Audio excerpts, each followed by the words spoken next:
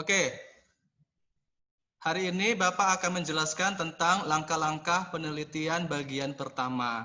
Untuk minggu depan kita akan melanjutkan kembali untuk langkah-langkah penelitian bagian kedua ya. Nah, langsung saja ya. Tanpa adanya penelitian, pengetahuan tidak akan bertambah maju. Padahal pengetahuan adalah dasar dari semua tindakan dan usaha. Jadi, penelitian sebagai dasar untuk meningkatkan pengetahuan harus diadakan agar meningkat pula pencapaian usaha-usaha dari manusia itu. Nah, jadi sebenarnya ada 3 persyaratan penting dalam mengadakan kegiatan penelitian. Yang pertama adalah sistematis, yang kedua berencana, yang terakhir adalah mengikuti konsep ilmiah. Nah, apa itu sistematis? Sistematis artinya dilaksanakan menurut pola-pola tertentu dari yang paling sederhana sampai bersifat kompleks, sehingga tercapai tujuan secara efektif dan efisien. Jadi kita harus melaksanakan sistematika itu harus terstruktur dia, harus bersifat sistematis. Yang kedua adalah berencana. Artinya kegiatan penelitian itu dilaksanakan dengan adanya unsur-unsur dengan dipikirkan langkah-langkah pelaksanaannya. Jadi kita harus mempersiapkan dulu dengan matang atau kita harus membuat rencana terlebih dahulu sebelum kita melakukan penelitian. Jadi riset itu harus bersifat terencana atau sudah kita rencanakan dengan matang. Yang ketiga adalah mengikuti konsep ilmiah. Artinya adalah mulai awal sampai akhir kegiatan penelitian mengikuti cara-cara yang sudah ditentukan, yaitu prinsip yang digunakan untuk memperoleh ilmu pengetahuan. Nah, jadi sebenarnya ada 3 syarat atau kualifikasi penting sebelum kalian melaksanakan penelitian di lapangan. Oke? Nah, selanjutnya kita akan membahas tentang langkah-langkah penelitian. Nah, di sini Bapak sudah membuat bagannya atau flowchart-nya agar kalian bisa melihat dengan jelas langkah-langkah dalam melaksanakan penelitian. Yang pertama adalah peneliti atau siswa harus melakukan studi pendahuluan terlebih dahulu. Kemudian menyusun latar belakang masalah.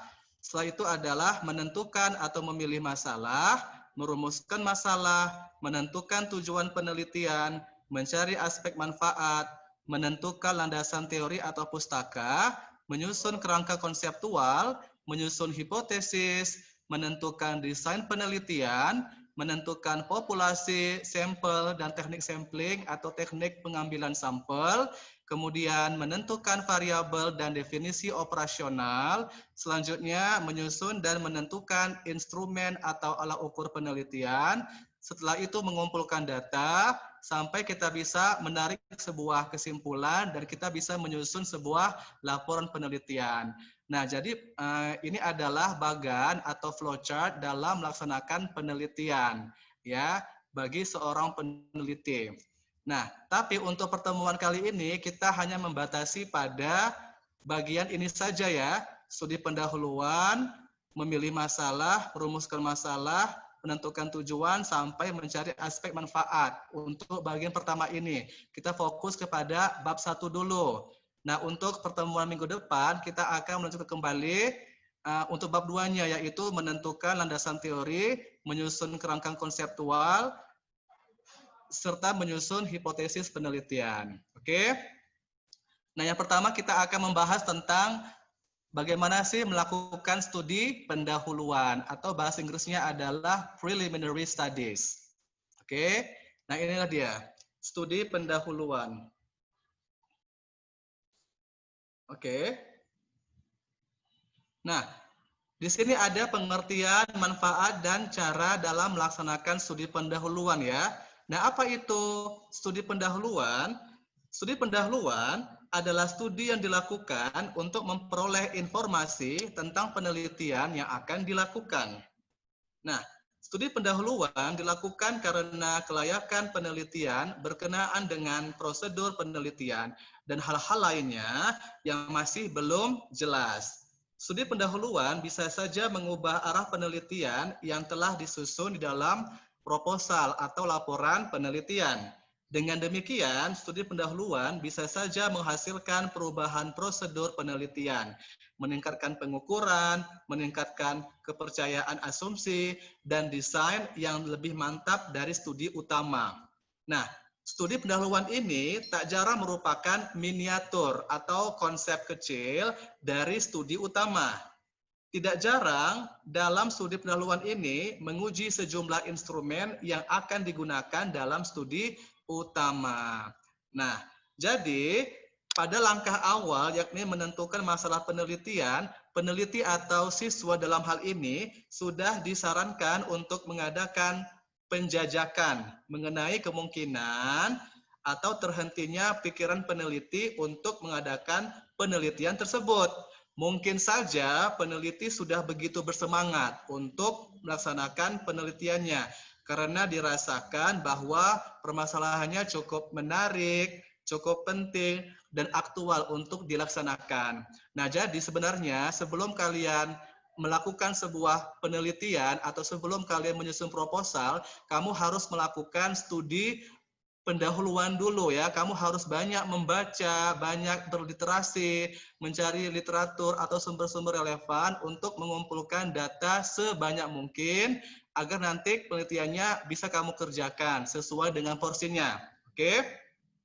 Nah, misalnya nih, kalian sekarang dalam posisi pembelajaran daring ya atau pembelajaran online di tengah COVID-19 ini. Nah, misalnya gini ya, tentang pembelajaran daring siswa SMA di tengah pandemi COVID-19 di daerah Sibolga misalnya ya. Nah, namun ketika peneliti sudah siap dengan proposal yang mantap, peneliti baru mengetahui, baru sadar bahwa di tempat tersebut tidak terdapat cukup siswa untuk dijadikan objek penelitian karena ternyata di tempat tersebut para siswanya melaksanakan pembelajaran secara langsung tatap muka. Nah, jadi gini, sebelum kalian melaksanakan penelitian, kamu harus tahu dulu kondisi yang ada di lokasi tersebut. Nah, kalau kalian ingin membuat penelitian tentang pembelajaran daring di Sibolga, maka kamu harus memastikan dulu bahwasanya di sana memang pembelajaran secara daring atau secara online. Nah, apabila nanti tiba-tiba kalian sudah menyusun proposal, kemudian ketika kalian pergi ke sana, kemudian di sana melaksanakan penelitian secara tatap muka atau langsung, nah berarti kalian di situ sudah mengalami kegagalan atau mengalami masalah. Jadi pastikan dulu sebelum kalian melaksanakan penelitian, kamu harus observasi dulu atau melaksanakan studi pendahuluan. Oke? Nah, dalam contoh tersebut, peneliti atau siswa dalam hal ini harus mengganti objek baru untuk tempat penelitiannya. Karena objek yang ditentukannya akan jadi tidak valid karena tidak mencukupinya sampel yang akan diteliti. Nah, yang tadi Bapak bilang kan, ketika kalian melaksanakan penelitian di Sibolga dengan pembelajaran daring, tiba-tiba di sana siswanya melaksanakan pembelajaran menggunakan tatap muka. Betul udah berbeda kan? Berbeda dari proposal yang kamu buat sebelumnya. Seperti itu. Jadi harus pastikan dulu proposal harus sesuai dengan lokasi yang kalian jadikan sebagai tempat penelitian atau disesuaikan dengan subjek penelitiannya ya. Nah, atau misalnya pemanfaatan selai dari buah harimonting. Nah, mungkin sebagian besar siswa yang ada di sekolah ini nggak tahu apa itu buah harimonting. Bahkan yang tinggal di tempat di daerah Batak sekalipun misalnya di daerah misalnya ya di Tapteng misalnya kan itu kan lokasinya agak dingin ya. Itu memang habitat asli dari buah harimonting.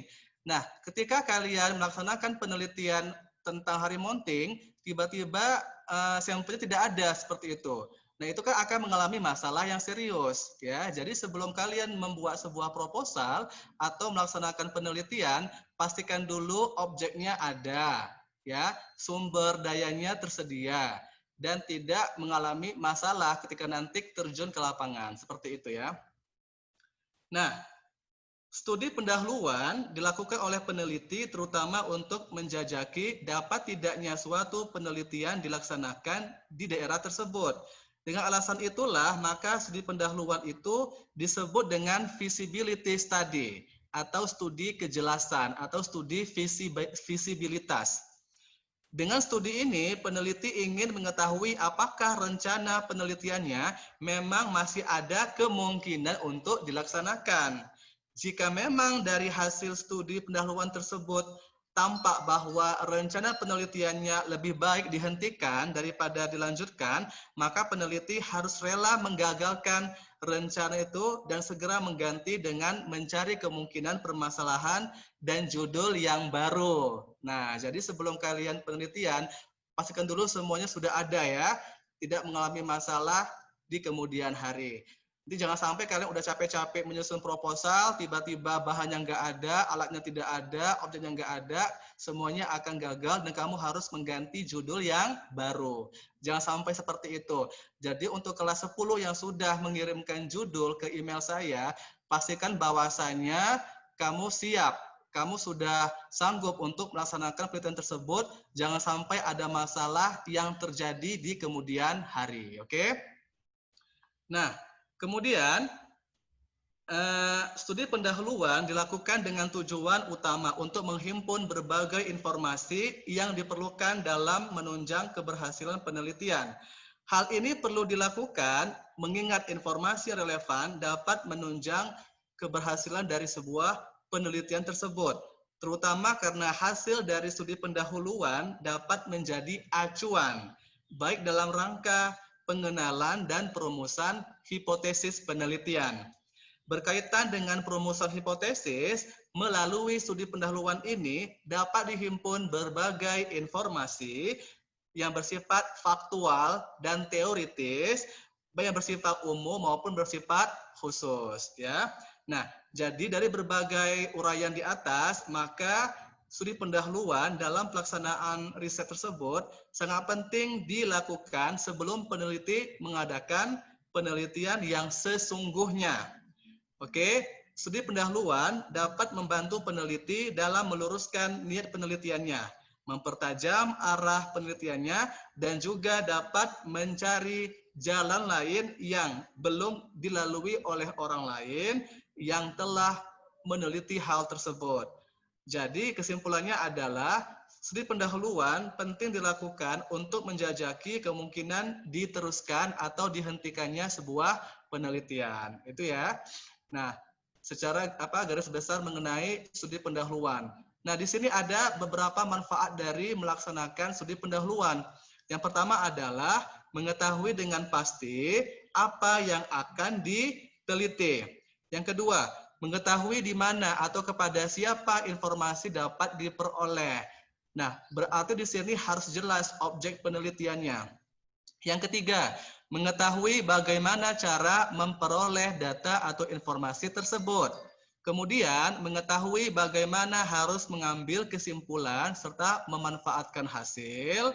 Kemudian, mengetahui bahwa suatu permasalahan sudah pernah diteliti dan sudah pernah dipecahkan, sehingga dapat menghindari adanya penelitian yang berulang-ulang.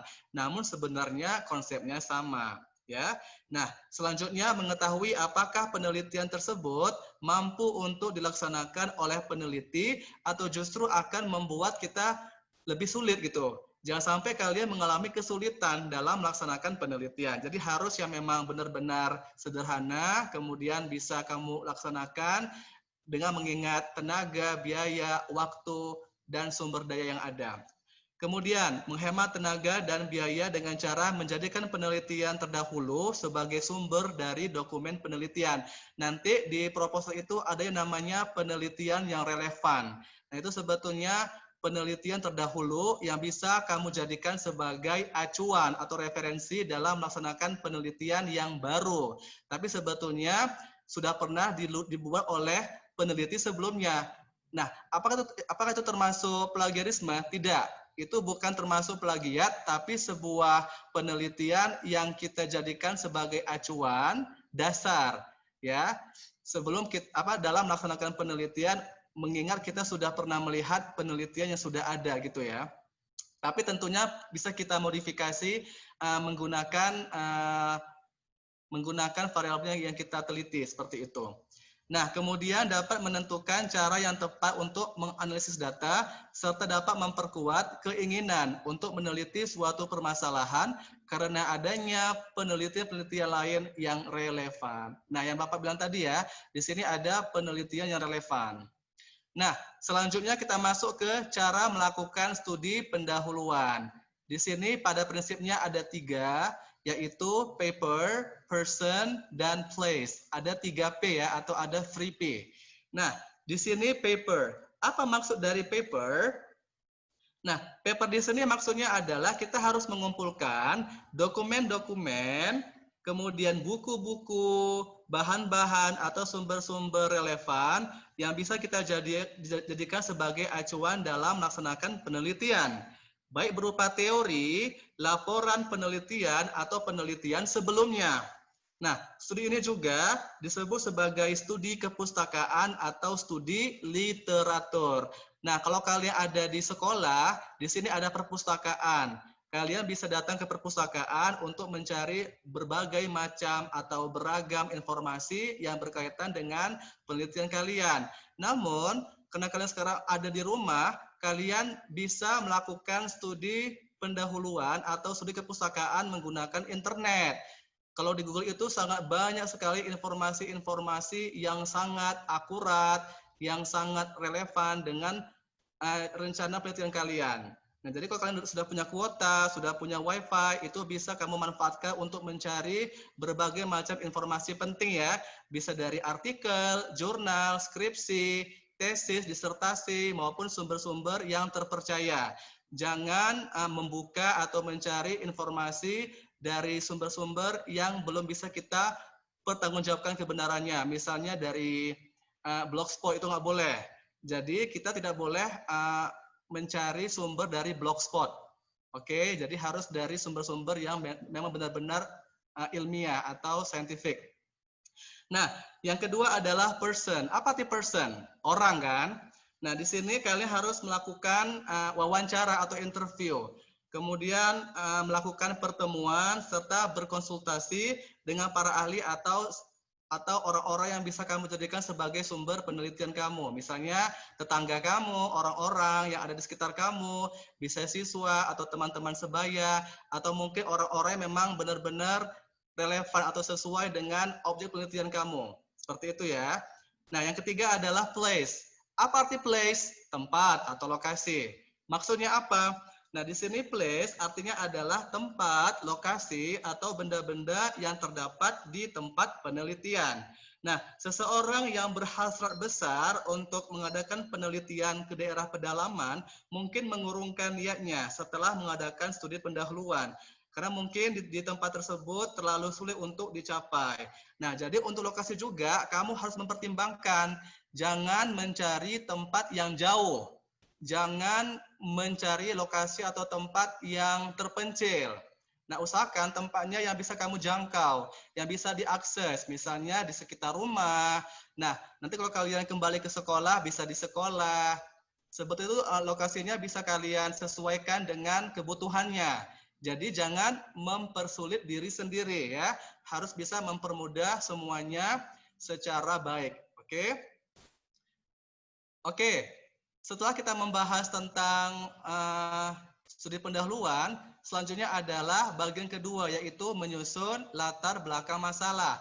Nah, biasanya di sini kita harus membuat masalahnya sekompleks mungkin ya, kemudian sedetail mungkin. Nah, ini merupakan salah satu kesulitan siswa dalam mendudukkan masalah. Nah, jadi ketika siswa-siswa kemarin yang sudah sempro, itu banyak dikomentari masalah latar belakang masalahnya. Tidak tajam lah, kemudian kurang dulu dan sebagainya. Nah, di sini siswa kelas 10 harus paham bagaimana cara menyusun latar belakang masalah yang benar. Nah, oke. Dalam suatu penelitian ilmiah, latar belakang masalah itu dapat diartikan sebagai suatu informasi yang tersusun secara sistematis berkenaan dengan fenomena-fenomena, masalah-masalah, atau problematika yang menarik untuk menjadi bahan dari sebuah penelitian. Timbulnya gejala tersebut karena ketidaksesuaian antara harapan dan kenyataan di lapangan. Masalah akan menjadi fenomenal yang menarik untuk diteliti saat mengundang perhatian banyak orang dan menjadi bahan pembicaraan dalam kehidupan bermasyarakat.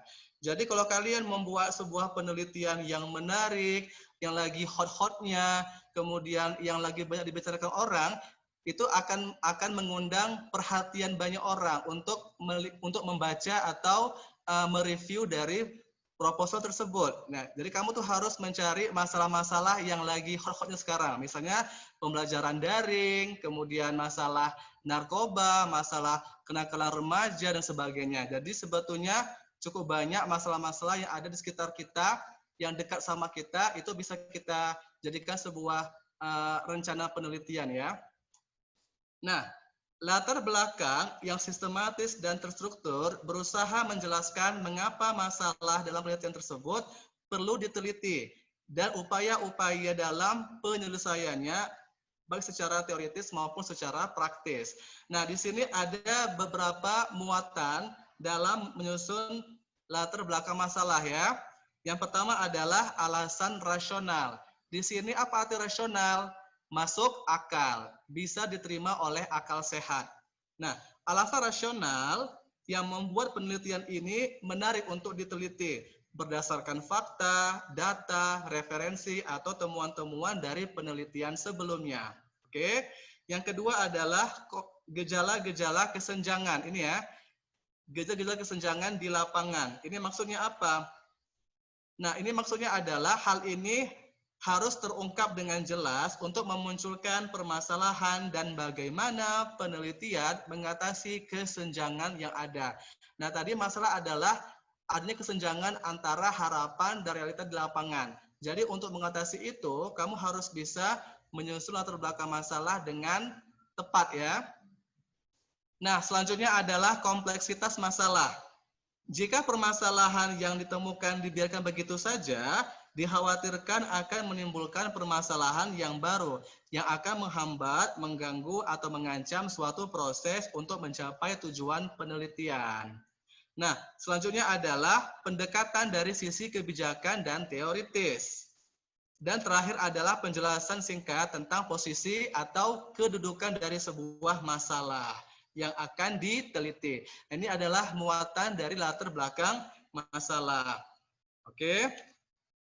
Nah, selanjutnya, pada umumnya penulis latar belakang masalah dibagi menjadi 3 bagian, yaitu bagian pembuka, bagian isi, dan bagian penutup. Bagian pembuka ini merupakan bagian yang memuat gambaran umum tentang masalah yang akan diangkat. Nah, kemudian bagian isi itu adalah bagian yang memuat fakta, fenomena, data-data, dan pendapat ahli yang berkenaan dengan pentingnya masalah dan pengaruh negatifnya jika tetap dibiarkan. Nah, kemudian bagian penutup adalah bagian yang memuat alternatif atau pilihan penyelesaian masalah yang bisa ditawarkan. Nah, ini adalah bagian-bagian dalam penulisan latar belakang masalah. Oke, selanjutnya. Setelah kita melakukan studi pendahuluan, kemudian menyusun latar belakang masalah, nah sekarang kita harus tahu bagaimana cara menentukan atau memilih sebuah masalah. Oke, nah masalah adalah kata yang sering kita dengar dalam kita sehari-hari. Nah, tak ada seorang pun yang tak luput dari sebuah masalah. Semua orang pasti pernah mengalami sebuah masalah atau problem kan? Nah, masalah adalah suatu kendala atau persoalan yang harus dipecahkan. Kita harus mencari sebuah solusi atau jalan keluar dari permasalahan yang ada. Nah, dengan kata lain, masalah merupakan kesenjangan antara kenyataan dengan sesuatu yang diharapkan. Di sini ada beberapa pengertian atau definisi dari masalah berdasarkan pendapat ahli ya. Yang pertama adalah menurut Atmo Sudurjo tahun 2002, masalah adalah sesuatu yang menyimpang dari apa yang diharapkan, direncanakan atau ditentukan untuk dicapai, sehingga merupakan rintangan menuju tercapainya sebuah tujuan. Sedangkan menurut si Kaufman tahun 94, masalah adalah suatu kesenjangan yang perlu ditutup antara hasil yang dicapai pada saat ini dengan hasil yang diharapkan pada masa yang akan datang. Nah, kemudian dari pengertian ini dapat kita simpulkan bahwa masalah penelitian adalah sesuatu hal atau kejadian yang dijadikan sebuah penelitian dengan mempertimbangkan beberapa hal dalam menentukan suatu masalah dalam penelitian sehingga memperoleh jawaban yang diinginkan. Oke. Nah, selanjutnya kita masuk ke bagaimana menentukan topik dari sebuah penelitian.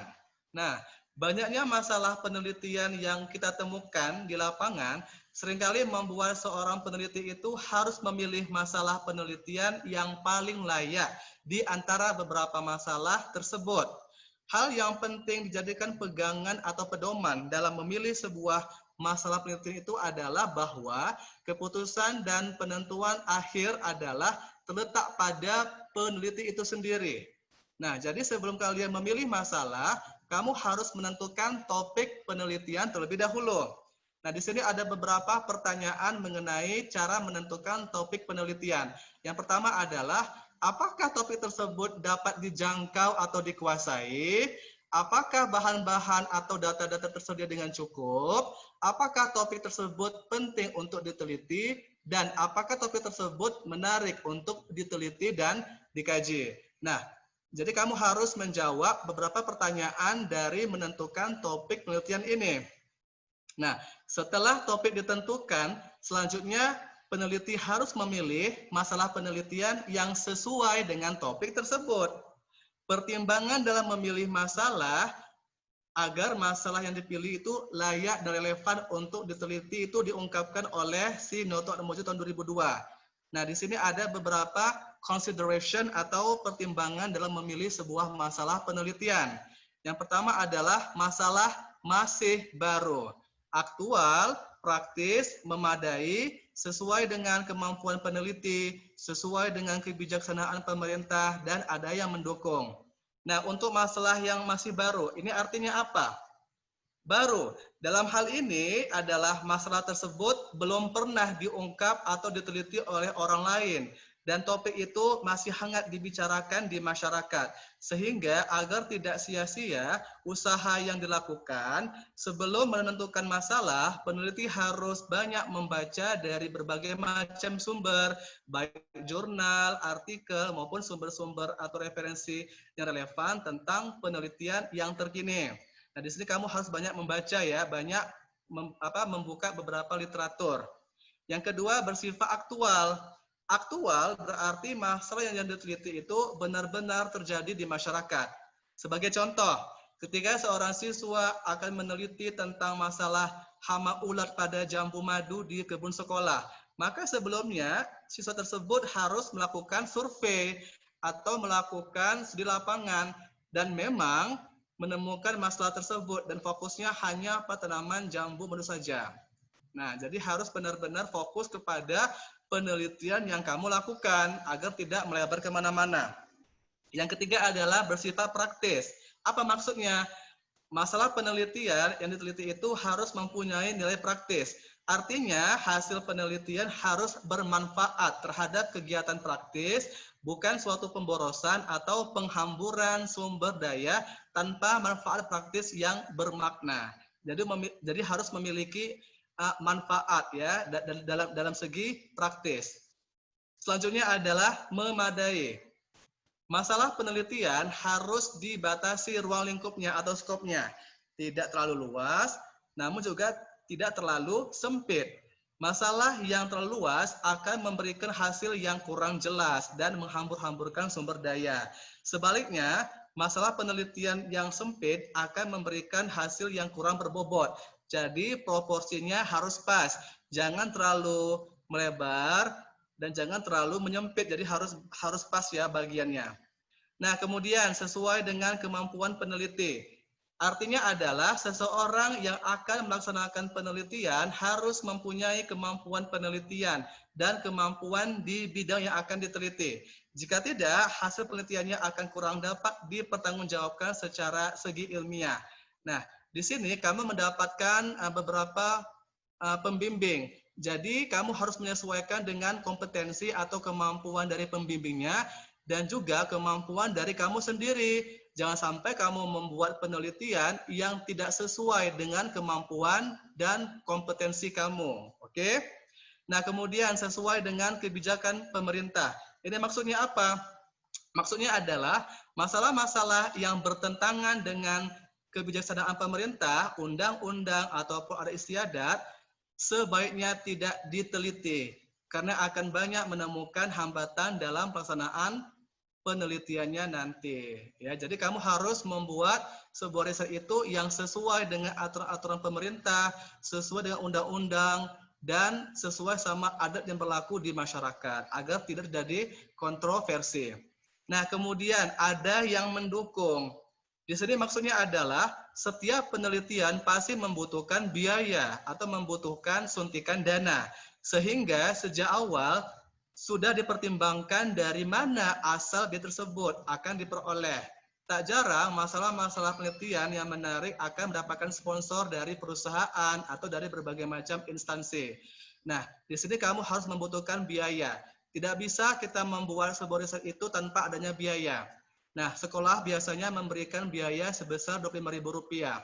Namun, dengan segitu kamu masih bisa melaksanakan penelitian yang sederhana atau masih yang bersifat mini riset. Tetapi kalau kalian misalnya membuat sebuah penelitian yang kompleks atau yang besar atau pasti membutuhkan biaya yang besar, itu kamu masih bisa mengajukan proposal atau mengajukan dana ke sponsor, misalnya ke perusahaan atau ke beberapa lembaga yang kredibel seperti itu ya. Nah, kamu di sini harus mempertimbangkan biaya. Oke. Nah, bagaimana memilih masalah penelitian? Oke. Menurut Borg tahun 83, dalam menentukan suatu masalah, kita memerlukan suatu pengertian yang mendalam dan bersifat imajinatif. Pemilihan masalah penelitian yang tepat adalah masalah bagaimana menanyakan pertanyaan yang baik, yaitu pertanyaan yang sesuai dan penting dalam konteks penelitian terapan. Meskipun tidak ada perangkat standar prosedur untuk memilih masalah penelitian, maka di sini ada beberapa pertimbangan yang harus kita perhatikan. Nah, menurut si Borg, ada beberapa kriteria untuk memilih masalah penelitian. Yang pertama adalah kita harus mengidentifikasi lingkup dari sebuah masalah. Nah, langkah yang dapat ditempuh adalah menuliskan sebanyak mungkin tipe-tipe kajian yang akan dilakukan dan aspek-aspek khusus yang paling menarik setelah area dari minat tersebut telah teridentifikasi. Kemudian kalian harus mencari masalah-masalah yang lebih khusus dalam area ini yang dapat membentuk dasar-dasar untuk melaksanakan proposal penelitian. Nah, kamu di sini harus tahu dulu bagaimana skop atau lingkup masalah yang akan kalian identifikasi. Yang kedua adalah bekerja pada suatu tim dari sebuah proyek penelitian. Nah, di sini walaupun kalian mengerjakan riset secara individual, tapi kalian masih bisa berkolaborasi atau bekerja sama dengan peneliti lain. Misalnya si A.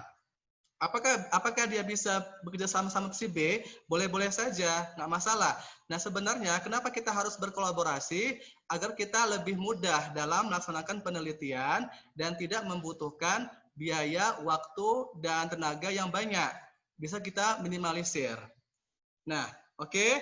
Kerja pada kelompok itu biasanya berkenaan dengan studi yang lebih besar dan bersifat canggih apabila dilakukan perorangan.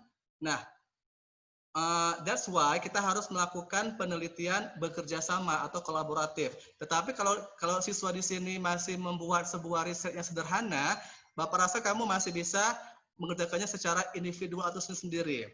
Tetapi kalau sudah melibatkan banyak hal, kemudian bersifat kompleks atau bersifat yang lebih besar, maka di situ peneliti boleh melakukan kerjasama dengan pihak-pihak yang lain. Oke? Nah, yang ketiga adalah membaca literatur atau sumber bacaan yang relevan. Nah, di sini kamu mesti banyak membaca ya. Mesti banyak membaca, kemudian mencari berbagai macam informasi di internet dan sebagainya. Membaca dalam artian membaca yang terprogram dan sistematis ya. Bukan membaca asal-asal aja, membaca udah selesai, tidak. Tapi membaca yang benar-benar terprogram dan bersifat sistematis atau terstruktur.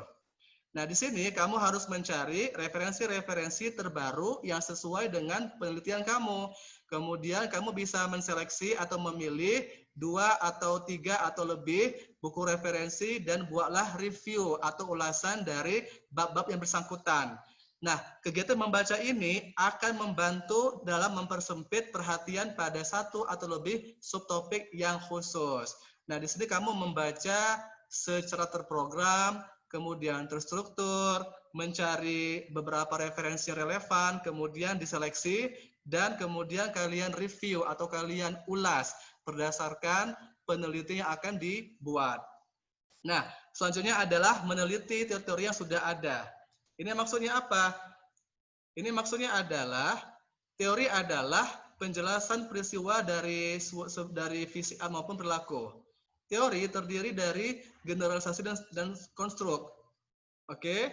Nah, misalnya pernyataan bahwa tutur individu mengakibatkan prestasi sekolah meningkat adalah generalisasi. Bila generalisasi dianggap benar, maka kita dapat memprediksi bahwa seorang siswa yang bila diberikan tutorial akan menunjukkan peningkatan dalam sebuah prestasi.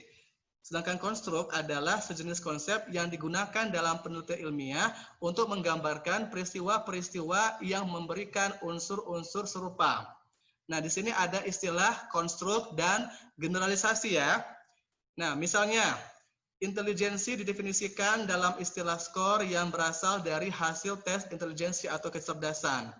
Kemudian pengukuran operasional didefinisikan sebagai variabel karena tingkat konstruk yang ditunjukkan dari subjek yang berbeda itu bersifat bervariasi. Nah, seperti itu ya. Nah, di sini kita bisa melakukan kajian teoritis yang sudah ada atau yang bersifat relevan. Oke.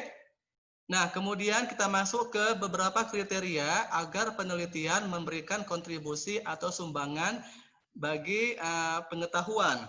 Yang pertama adalah masalah hendaknya bertalian dengan konsep-konsep yang pokok atau hubungan antara konsep-konsep utama.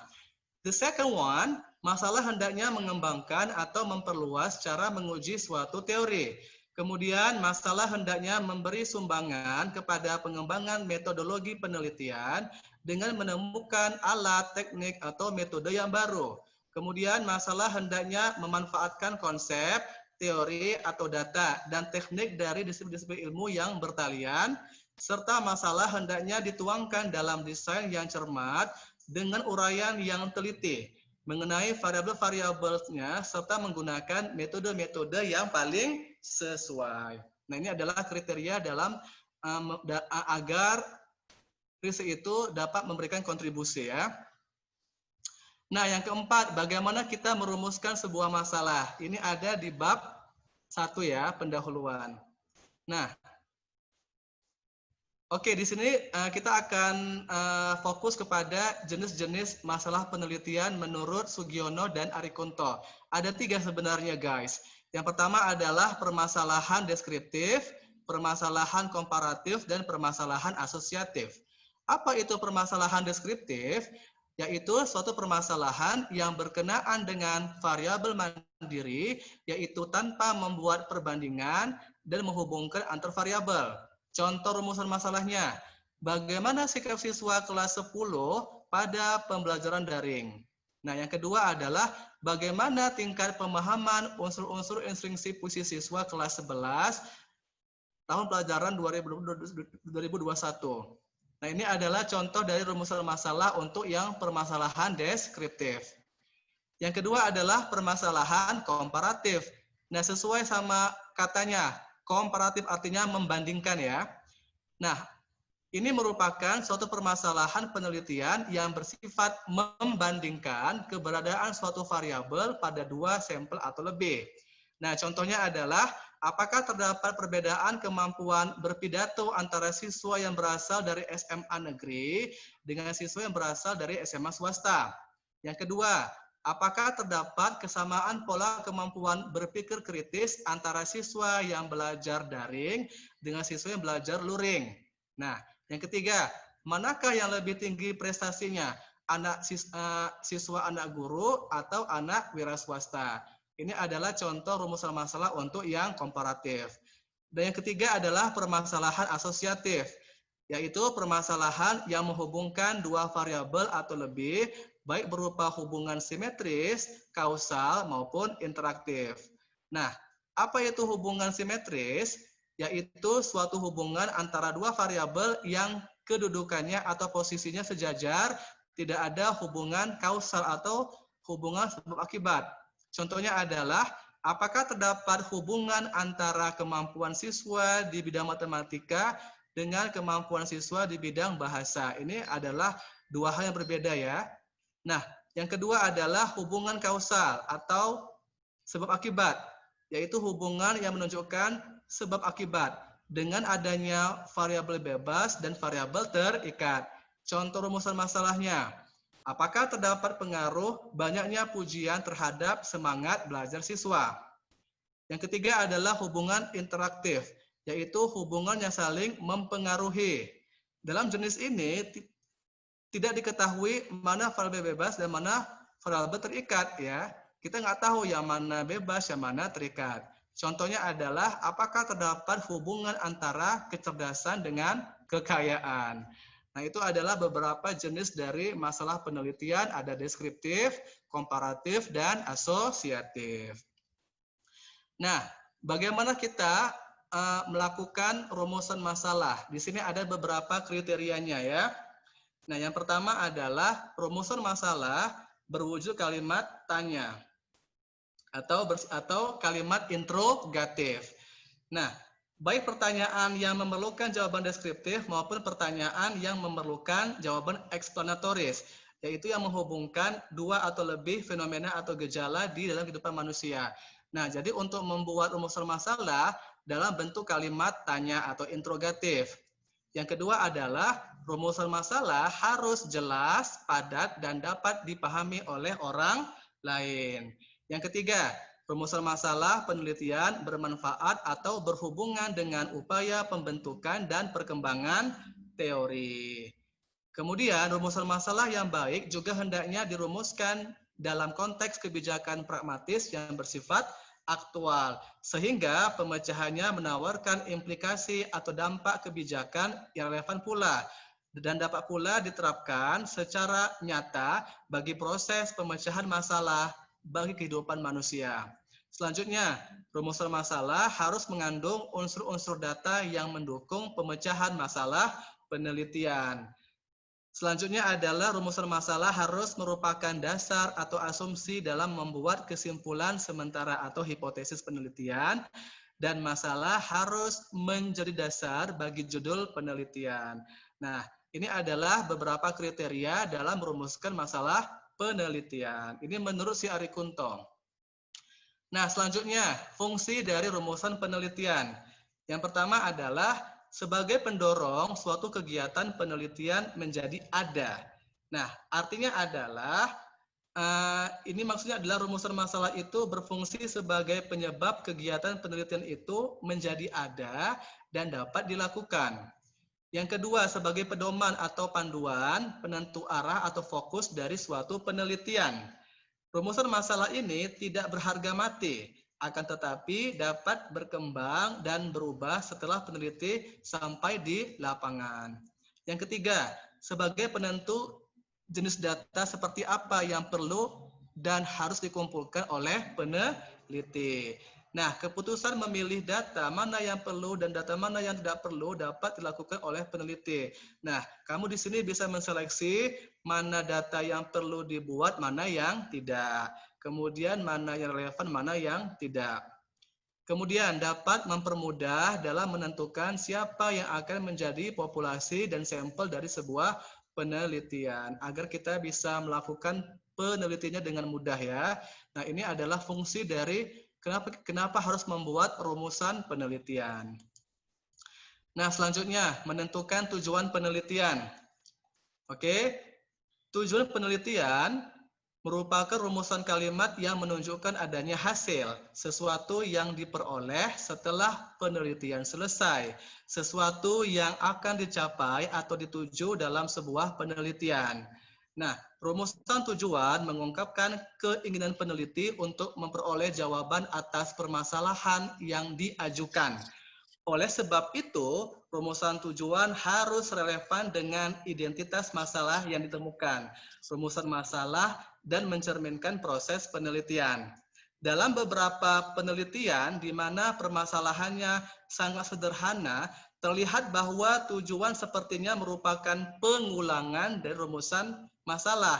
Hanya saja, rumusan masalah itu dinyatakan dengan bentuk pertanyaan atau kalimat tanya, sedangkan tujuan itu dituangkan dalam bentuk pernyataan yang biasanya diawali dengan kata ingin mengetahui. Nah, sebenarnya tujuan itu merupakan bagian dari rumusan masalah.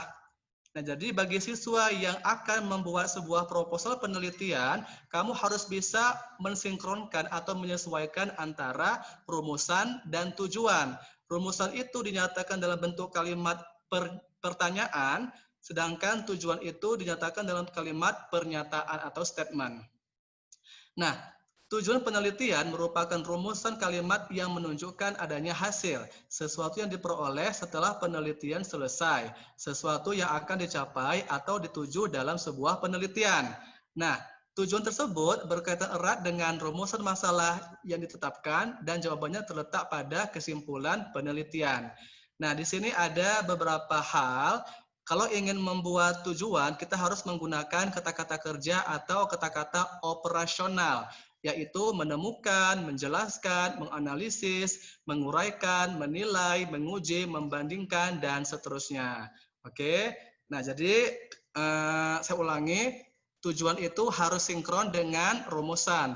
Rumusan dituangkan dalam kalimat pernyataan atau kalimat pertanyaan atau kalimat tanya, sedangkan tujuan itu dinyatakan dalam kalimat pernyataan. Oke. Nah, selanjutnya menentukan manfaat dari sebuah penelitian. Bagian ini berisikan uraian tentang temuan-temuan baru yang dihasilkan dan manfaat temuan penelitian tersebut bagi perkembangan iptek.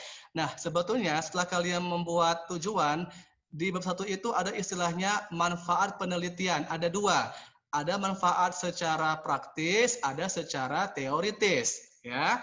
Nah, yang kedua, menambah wawasan dan kemampuan berpikir mengenai penerapan teori yang telah diperoleh dari mata pelajaran yang telah diterima ke dalam penelitian yang sebenarnya. Makanya sebelum kamu membuat laporan penelitian, kamu harus belajar dulu tentang metodologi penelitian atau metopel. Yang ketiga adalah membantu mengatasi, memecahkan masalah, dan mencegah masalah yang ada pada objek yang diteliti. Oke, ini adalah manfaat penelitian baik secara praktis maupun secara teoritis.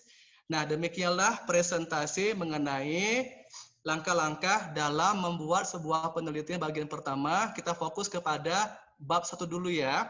Nah, untuk minggu depan kita akan masuk ke bagian bab 2, yaitu menentukan tinjauan pustaka dan membuat hipotesis penelitian. Oke, sampai di sini.